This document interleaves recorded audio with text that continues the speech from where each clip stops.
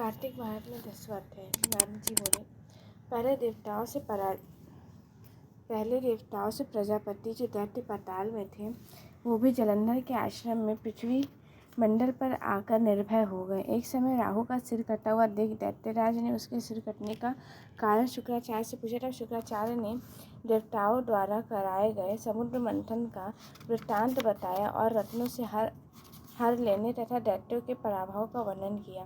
तब जन अपने पिता का मंथन सुनकर क्रोध में लाल नृत्य कर भस्मा नामक दूत को इंद्र के समीप भेजा। दूत ने स्वर्ग में जाकर सुधर्मा नामक देव सभा में प्रवेश किया। अखम मैली व भस्मा देवेंद्र से अद्भुत वचन बोला। उसने कहा, समुद्र के पुत्र जलंधर सब दैत्यों के स्वामी है, मैं उनका दूत हूँ। उन्होंने जो कहा सो सुनो।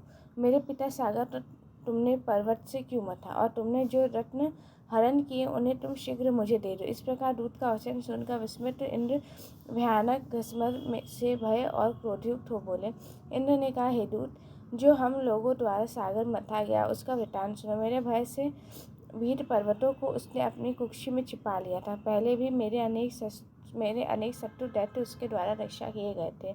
इसी से उसके रत्न समूह मेरे द्वारा हरे गए थे।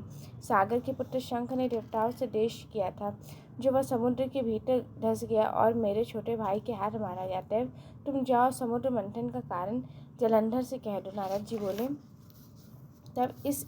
तब इंद्र द्वारा विसर्जन किया गया दूत पृथ्वी में आया और इंद्र का सब संदेश दैत्य से कह दिया।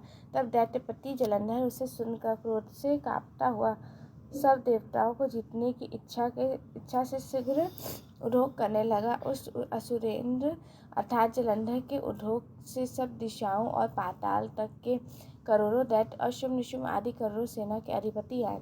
तब जलंधर ने स्वर्ग में जाकर नंदन वन में डेरा डाला और स्वर्गपुरी को घेर कर स्थित हुआ। बड़ी भारी दैत्यों की सेना को देखकर देवता कवच धारण का युद्ध के लिए अमरावती की से निकले। तब देवताओं और दैत्यों की सेनाओं में युद्ध होने लगा। मूषल परखी तीर गदा बर्छी और फरसा लेकर वे दोनों सेनाएं दौड़ी और आपस में मार होने लगी। दोनों सेना के गिराए हुए हाथी घोड़े रथ प्यादों से रुधिर के प्रभाव से प्रवृत्ति हुए। संध्या के मेघ समूह से मानो रणभूमि शोभित हुई।